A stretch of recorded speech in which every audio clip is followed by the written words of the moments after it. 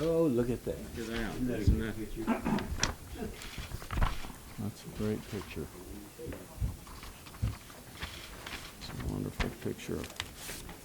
Wonderful picture. Right. Yeah. That's a great picture. Yes. Those are all his grandchildren. Yeah. Yeah. Can we listen to anybody? I don't think so. I think we're okay. Senator Carper, I think, is going to come in a bit. So let me thank everybody for being here. And in light of this photo of Frank and his grandchildren, I think that Frank Lautenberg today is looking down on us, and he's beaming. And I think he would say, "Good job. Now get it done for our children, children and grandchildren." This is a historic moment, I believe, in the Senate. Last night, what we did was a momentous occasion, and after years and years of negotiations and collaboration, after working with shareholders across the country, we made tremendous progress towards a historic, bipartisan environmental reform on TSCA. The action taken last night, I believe, is a triumph of bipartisanship. Over 2 years ago, Senator Vitter and I had a quiet dinner and decided to team up to work on TSCA and work on a bill that we thought could get through the Senate. He's been a man of his word. I want to thank him for his friendship and for his hard work. Chairman Inhofe, this is pretty amazing on your part. Another huge victory for you in less than a month on two major issues. Everybody remembers transportation, now TSCA, out of Chairman Inhofe's committee.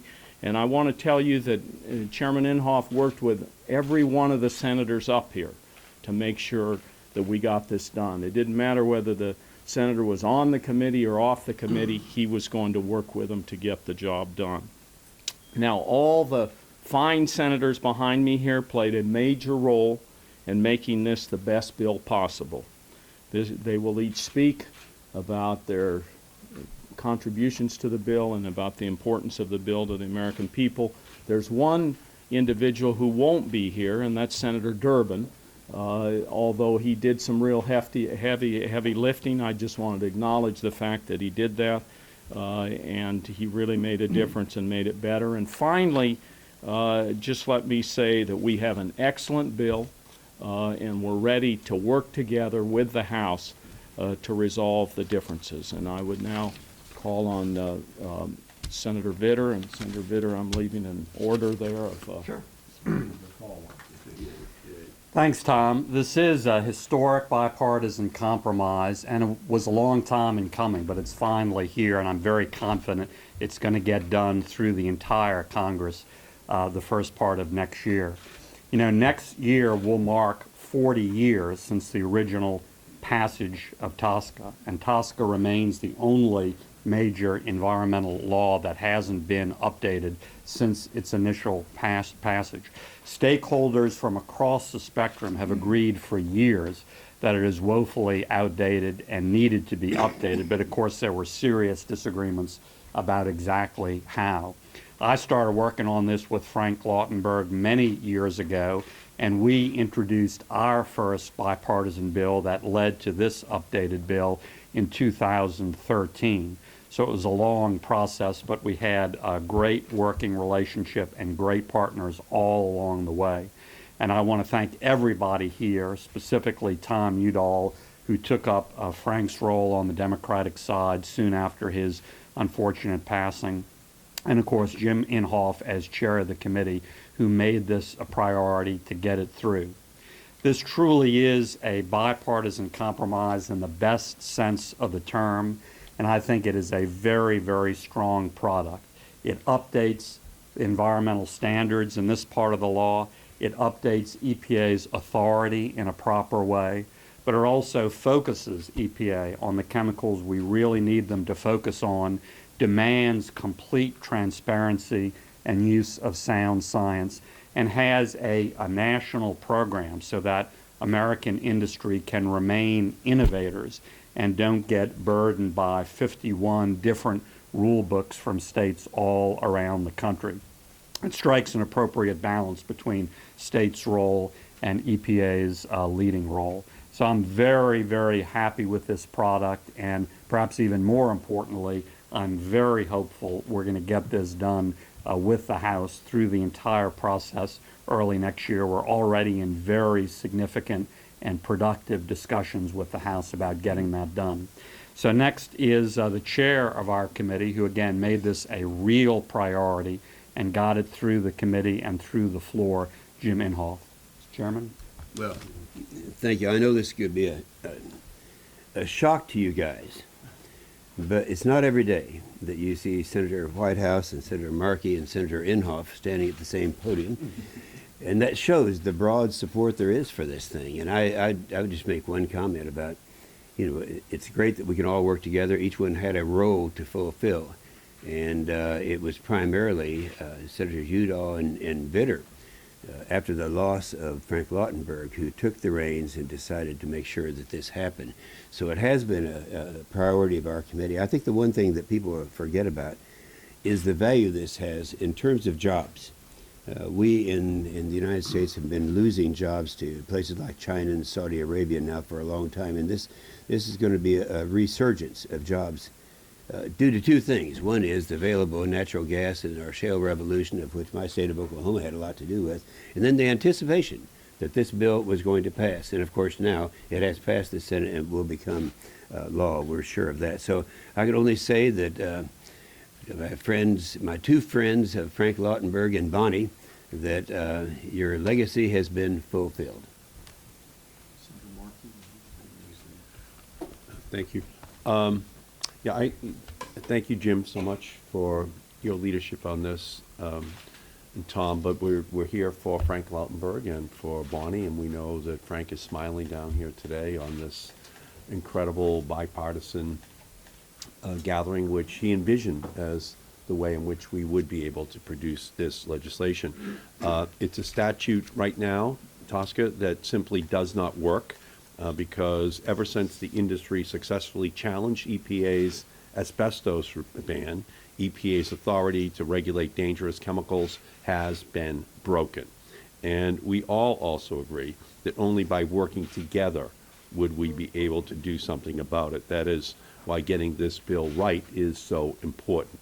When this bill was first introduced, I did not support it. I voted against it in committee and called for significant changes to be made. And when it became clear that the bill's authors were willing to address my concerns, then I partnered with my good friend, Senator Durbin, to negotiate a range of important strengthening changes to the bill.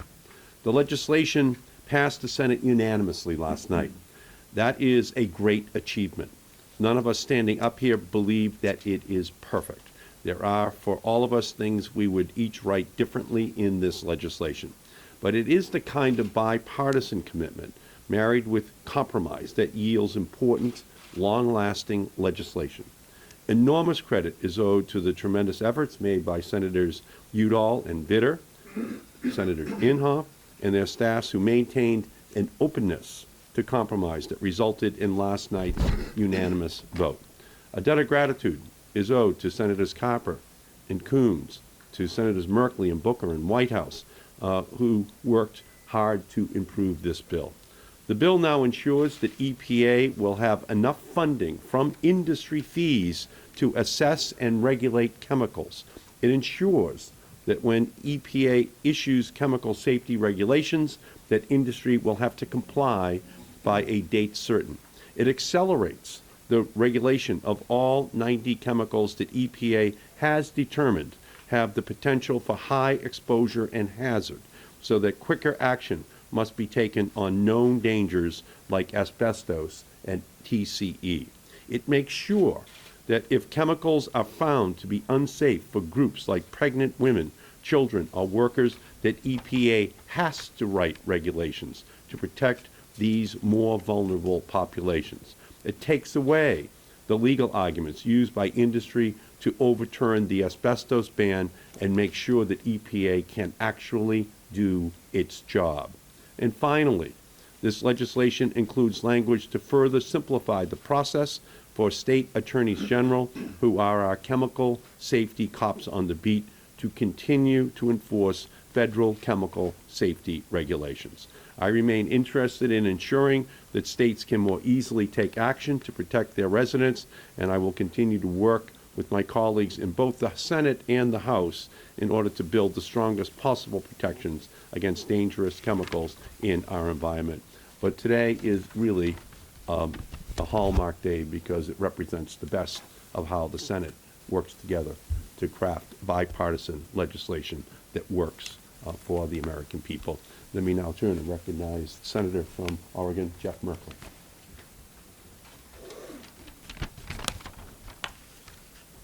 It's outrageous that since 1991, the most powerful nation on earth has been powerless to control toxic chemicals in everyday products. And this team of senators has undertaken to change that. They've done it in a series of stages. Senator Udall and Senator Vitter courageously laying out a draft that they knew wouldn't make everyone happy throughout the spectrum, but would be a very solid foundation for creating the debate. And then I was pleased to partner with Senator Cory Booker and with Senator Whitehouse to bring a series of changes to bear on the bill that we thought were substantial improvements. But even that was not the end of the story, because other senators came in, Senator Coons and Senator Carper and Senator Boxer, and who am I missing? Senator Markey. They brought their ideas to bear, and the conversation continued until we came to this point where this substantially complex bill on a very important topic passed unanimously on the floor of the Senate last night. When have we seen a story like that? And now we want to take the momentum that has been generated by all this great work and carry it into the completion of a bill that will find its way to the President's desk. The challenge of toxic materials in our everyday products is so great that we cannot afford to fail in this task. And so to the courageous senators who started this process, to everyone who has brought their thoughts to bear, to the staff that worked night and day, a huge thanks. And I look forward to working with this bipartisan team to get this across the finish line. Thank you. And now it's my pleasure to introduce Senator Whitehouse, who brought so many valuable concepts and efforts to bear to get us to this point today. Thank you, Jeff. When a sailing ship is in the doldrums, it's not moving. Its sails are flapping, there's no progress, it's just sitting there. And for decades, chemical safety regulation in this country was in the doldrums. This bill puts wind in the sails of this ship. As it goes forward, are we going to need to make adjustments to her trim? Yes. But at long last, there's wind in the sails of chemical safety in this country. And I was very proud to be a part of the Booker-Merkley Whitehouse phase of this multi-stage process. I think it was very consequential in getting here, but I think we all recognize that the leadership of Senator Udall and Senator Vitter was both key and constant through all these stages. I don't know what it was like for Senator Vitter on his side, but I've already described Senator Udall's experience on our side as Promethean in the challenges that he went through as he held us together to this day. And finally, I want to thank Chairman Inhofe. This bill made very, very significant progress in the Environment Public Works Committee, and as all of you know, chairmen really matter in the Senate. And the watchful eye and the patient presence and the constructive effort of our chairman was essential to getting this done. So those are my appreciations, and I'll hand it off now to Cory Booker of New Jersey. I just want to join in a lot of gratitude. I feel a tremendous amount of gratitude, first and foremost to Chairman Inhofe. As he said, there's a big divide on the committee between Democrats and Republicans usually, but his leadership allowed something like this to happen, which was truly amazing to see a unanimous vote, and I want to thank him for his leadership. I want to thank Senator Vitter, too, for being determined in this process. Without him, this would not have gotten done, and had critical leadership on the Republican side. Senator Udall, who I watched through this process, really, sir, it's a profile in courage, and what you went through, in my opinion, to get this done.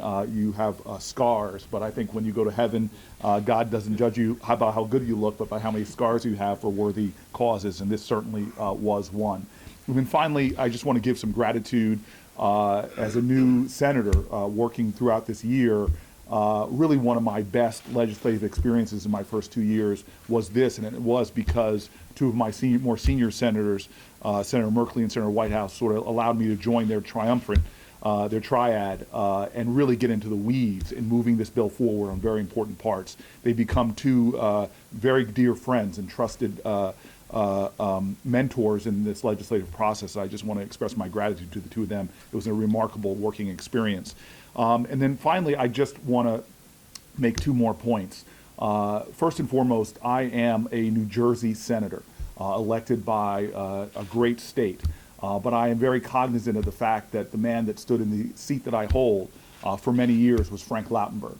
His legacy is seen all over the state of New Jersey. Literally, you cannot drive our major roads without acknowledging the incredible impact he had on New Jersey. What he did in trying to move this bill forward was significant. We would not be here today without him. That's why I'm particularly grateful for Senators Vitter and Udall for picking up his work. But I just want to acknowledge his legacy, and today is a great day for New Jersey, that one of their champions, who may not still be on the field, but one of the work he has done, we've now been able to get that over the goal line. And I also want to say to his incredible partner, Bonnie Lautenberg, she was the 101st senator, frankly, in working to get this done, and was a tireless advocate. Trust me, I took the phone calls, considered maybe once or twice changing my number, but she was relentless in getting this done. We are here as well as for her. The paramount purpose of this, for everybody here, Republican, Democrat, was the safety and the security, the health, the well-being of our citizens. This is going to go for a long way. We all should be very proud that we've taken this step towards the safety and well-being of American citizens.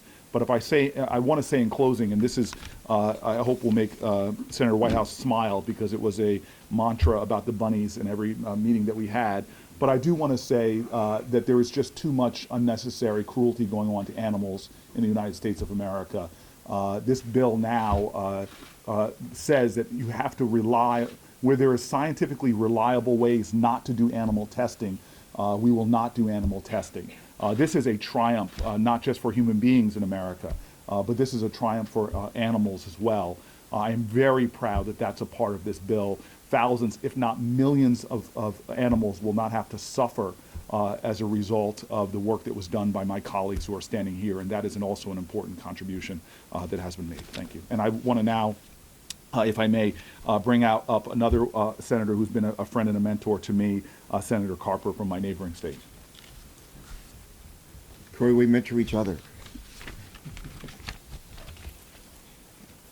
38 years ago, when this legislation was signed into law, there was probably a gathering sort of like this, where Democrats and Republicans commended one another, thanked their staff, and a president prepared to sign legislation that a lot of people thought would be good for the environment, good for health, and acceptable to our business community.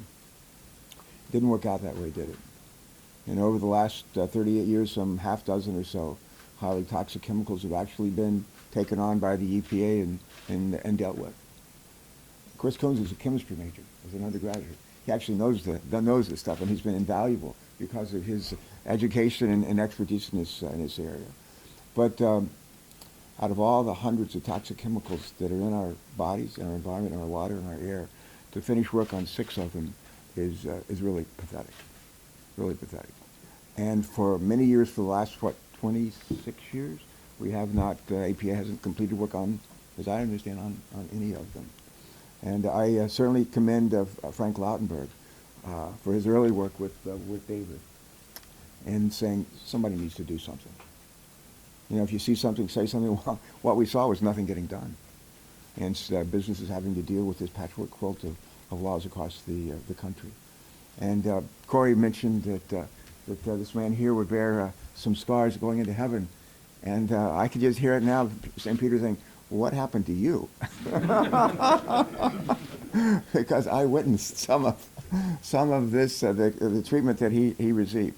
But he never blinked, he never flinched, and with Jim's leadership as our chairman, and the three of them, we are here on the 1 yard line.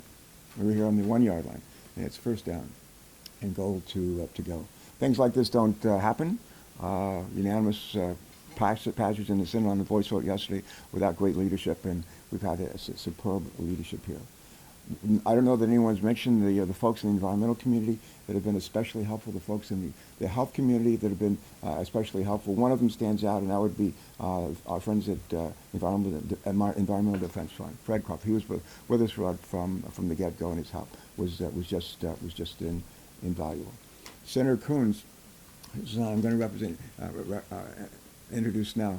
Senator Coons has heard me talk about how whenever people have been married a long time, 50, 60, 70 years, I always ask them, what's the secret for being married 50, 60, 70 years? And I get some hilarious answers, and I also get some serious answers as well. And the best answer I've ever gotten was the two C's. The two C's, communicate and compromise. And I would add to that a third C, and that would be collaborate. Collaborate. And communicate, compromise, and collaborate. That's the secret for a long marriage between two people.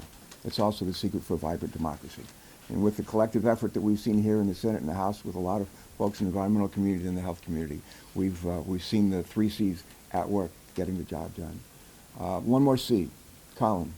Colin Papard. Colin, raise your hand. Colin Papard has worked doggedly on this. Doggedly. I've worked on it, so have the rest of us. But he and the other staff members that are gathered here deserve a special tribute, and we'll always be grateful to you. And now, one of the other big C's in the state of Delaware, Mr. Chemistry himself, Chris Coons. All right, Chris. Thank you. It is truly an honor to get to play some small role in this bipartisan compromise, along with my senior senator, Tom Carper, who's a real leader on the EPW committee. Thank you, Chairman Inhofe, for your facilitation and leadership and support that allowed this great compromise to happen. And thank you to Senators Vitter and Udall for being tireless, for being open, for being willing to confront the reality that ever since I was working late at night in the chemistry lab, this bill has not worked. This law has not worked. More than 30 years ago, I was staying up late finishing my organic chemistry lab notes, and Tosca at that point was only 10 years old. And in the decade since, it has largely failed to do its work. A whole generation of scientists has matured and gone on to work, whether at EPA protecting families and consumers, or in industry trying to innovate and create new materials and substances. And in those 3 decades since, this law has not worked. Today is a big deal. It's a big deal for consumers and for families, for parents, and for communities, because now we have a pathway to know that potentially harmful, risky, toxic chemicals in the United States will actually get studied. There will be protections in place nationally. It's a big day for industry because they get predictability, they get regulatory fairness.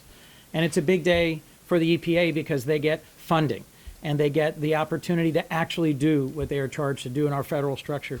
And as Senator Booker said, it's a big day for animal welfare and for making sure that testing is done ethically and appropriately.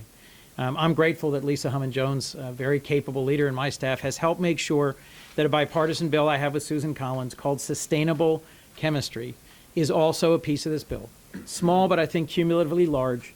It will make sure that there's a federal and coordinated effort to change the way that chemistry is done in the future, to make it more sustainable, to make it possible for there to be more and more products in our country that have a lower toxic profile. So I think this is a big deal for families and consumers, a big deal for industry and competitiveness, but not least of all, a big deal for the United States Senate. You don't have a great reaction without a catalyst, and the catalyst clearly was Frank Lautenberg, who, although not with us, his vision was moved forward by Bonnie. And so I'll end as we began, which was by thanking Bonnie Lautenberg and Frank Lautenberg for taking that first step, for taking David Bitter's outreached hand, for really launching this process, and for putting us in a place where today we could celebrate the unanimous passage of this TSCA reform bill by the United States Senate. And with that, I'll invite Senators Vitter and Udall to take questions. Thank you. Senator, one of your colleagues said it's first and goal. What's left to do with the House to get it across the goal line? Well, the House passed its bill almost unanimously, like the Senate did last night. It's a much narrower bill. I think it's got a lot of good ideas on it. The thing you should know about all the senators up here is we have a very good relationship with the House members that are key on this. Fred Upton and Frank Pallone are people we all know very well and that we've worked with. Many House members are here, former House members are here behind me. John Shimkus and Representative Tonko, also key players in this and have been actively involved in exchanging with us. So I see this as a period now where we go forward over the break where we can start working on this. The staff here is key, and I'm going to ask, because several members have mentioned staff. I didn't mention Jonathan Black. I didn't mention my legislative director. I just ask you all to call out your staff member's name that worked on this. Or Cory, how about you? Who was really a team effort. Team effort, the whole. I think Adam Zipkins was. Okay, Adam. Yes. I'll mention Colin. You already mentioned Colin. Mentioned Did I twice. mention Colin? Yeah, you're wonderful. Mihal Yeah, Adrian Devlin. Dmitry Karkatsov. Dimitri. Well, I was going to use Dimitri. Dimitri has been key. Has been absolutely key. And Sheldon. Emily Enderley. Yeah. And the staff, let me tell you, has been absolutely key in this because we've had ups and downs, and they've kind of worked to help pull things together when we've hit the bottom on several occasions. But Senator Carper mentioned EDF. I also need to mention the National Wildlife Federation, who cared a lot about wildlife and the impact on chemicals, and they also jumped into this to support and be there with us. And we got major contributions from all of the stakeholders. So, Mike, I think we answered your question. Let's go to yours here. Yes, did you make any agreement with Senator Boxer regarding the nature of the conference, or whether it will be public or not? No, we haven't. That hasn't been done yet. I believe that's correct. Senator Boxer gave her consent to move forward. And as typically happens here, I think we're going to start working with staff and with members to try to open up a dialogue with the House of Representatives and see if we can't come to resolve all the differences. The model here, I believe, is what happened with the SEA. I mean, we just saw recently where Patty Murray and Lamar Alexander worked behind the scenes. Their conference was just a one-day affair. They resolved the issues and then had a quick conference and brought the bill back to us, sent it to the president for his signature. And so that's what I would hope we'd be able to please. Add to that, I really believe another model for this is the highway bill. That we all came together, and I believe yesterday when, even though Barbara Boxer had some issues with this that weren't completely resolved in her head, but she thought, I know that she was thinking about the highway bill, and that we had, you don't get everything you want, and no one does, and I think that's the reason that she did not object, and she's part of the team now. Could you discuss how you use scientific organizations like the Society of Toxicology to help consult on this? Yeah. Well, there were major efforts, and Chris, you may want to talk about this too, or any of the others that are back here behind me, to try, and this was the process that Senator Vitter and I used all the way through to say, if there's anybody out there, a stakeholder out there that has some interest in what's going on, we want them at the table and we want their comments. Since you're asking specifically about scientists, there's a long-time scientist. He's been working on this, I think, for more than 25 years, by the name of Richard Dennison. He was kind of the key person with all of the environmental groups for many, many months. He works at EDF, but he was a resource for all the environmental groups, and so he was our link in many ways to the scientific community. But I know that Senator Vitter and every senator up here had discussions with scientists, had discussions with industry members, had discussions across the board with environmental groups, always to try to improve this bill. And I think the remarkable thing was how we incorporated, David, working with you, Chairman Inhofe, continuous improvement on the bill. And I think we can still make improvements as we move down the line working with the House. Anybody else want to jump in on the science? Chris? I'll just say that the American Chemistry Society played an absolutely central role, particularly in the sustainable chemistry and the R&D piece, but I think provided helpful technical advice more broadly. And I'll echo the National Wildlife Federation, led by Colin O'Mara, provided some really critical and helpful environmental perspective, at least to my office as well. What are some of the key areas that may be differences between the House and Senate bills that you think will need to be addressed? Well, I don't think there are a lot of differences because the House bill is a narrower bill and ours is much broader and deals with areas that the House really didn't deal with. And so the one area that's clearly going to be discussion is in the preemption area. The House took a little different approach, but they've got some good ideas there. We worked on preemption, and many of the senators here behind me know we worked on preemption all the way through, and they may want to point out some of the changes that were made as we went along. I mean, the big issue in preemption, so we don't get you into a narrow little term here and get into the weeds, is how much the state does and how much the federal government does. And I think we've really reached the right balance with this bill now. We've found the sweet spot, and it can be tweaked a little, but that's where we are, at a very good place where states can be involved, state attorney generals can be involved, states can seek waivers. They're allowed under their constitutional ability to really push the limits of the federal Constitution, and at the same time we're going to have a very strong federal cop on the beat in terms of actually dealing with chemicals day to day. If I could just add a word on that.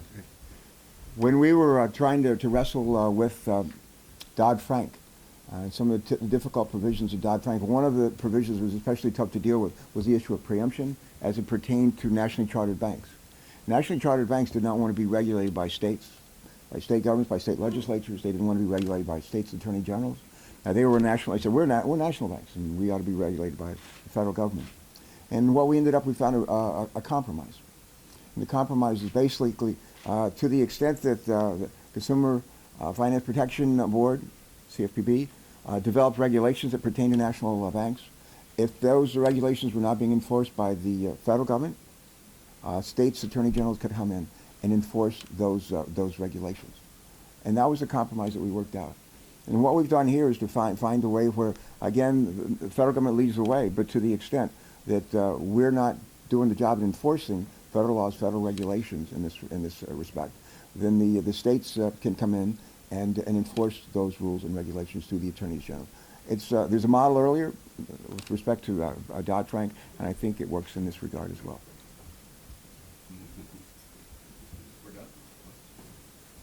He hasn't asked one there, so let me go behind you here. Senator Inhofe, can you talk about the importance of your existing relationship with Senator Boxer in helping with this over the finish line? Well, we do have a good relationship, and we have for many, many years, and that always shocks a lot of people. But I think you can love people without agreeing with everything, and I think that a lot of that went into this. I can remember in the early stages of Frank Lautenberg and what he was wanting to accomplish, and it happens that both of us came from industry, and so we had a lot of things in common. I think developing relationships is the most important thing you can do, and I know that that's true in the case of this legislation. Barbara Boxer and I get along on this particular issue. There are a lot of areas, if you'll remember, in the highway bill where we did not agree, but we're able to get together and do it. And so, I'm not thought of as being the world's greatest compromiser, but we did. So it worked here too. Okay, maybe one more here. Go ahead. Senator Markey, I was wondering if you could highlight some of the changes that were able to be integrated into the bill that brought you on board. And perhaps Senator Vitter and Senator Inhofe, you could highlight some of the changes, some of the provisions that you wouldn't give up, that you were found essential to remain in the bill.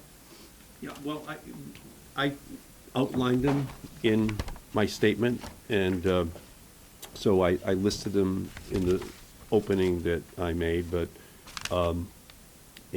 the agency will now have enough funding. The fees are going to be sufficient in order to ensure this program works.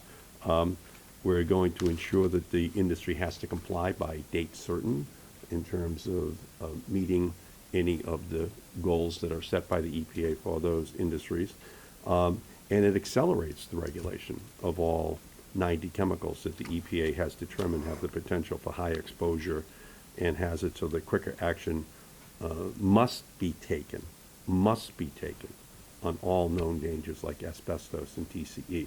That was critical that we were able to do that. So the focusing upon pregnant women and children as well in this legislation that has been added, I think, is the kind of language that actually Senator Boxer was interested in as well. So, overall, I just think that one by one, with the work of all of the members who are here, each of those concerns that were raised initially are now included in the bill. And again, it took a bipartisan understanding in order to finally reach that point. Thank you. For me personally, I'd point out two things. First of all, as we give EPA more authority, we wanted to make sure that they acted with that authority in a completely transparent way that's science-based, based on completely sound science. And I think there are significant protections in that regard in the bill. And secondly, we wanted to make sure that as EPA acts, that is the national rule book by and large. There is a balance with regard to preemption, but when EPA acts, that is the rule book for the entire country, which is the only way an industry like this, which isn't just national, it's international, can cope and can remain an innovation leader if they have that sort of national rule book rather than potentially 51 different rule books. Let me make one last comment. I don't mean to end on a negative, but my good friend from Delaware, Senator Carper, made the comment that the way you are able to successfully work out these differences with each other, and he talked about his 3 C's. Well, this happens to be my 56th wedding anniversary, and I would say the best way to do it is just do what you're told. You got it? Thank you, everybody. Thank you very much. Really appreciate it. Congratulations. Oh, thank you. That celebration that was to see. Sure. We just did 29. You'll make it. I've got 30 coming. You'll make it. Yeah, we'll make it. Good. Good work. Whitehouse, all the way.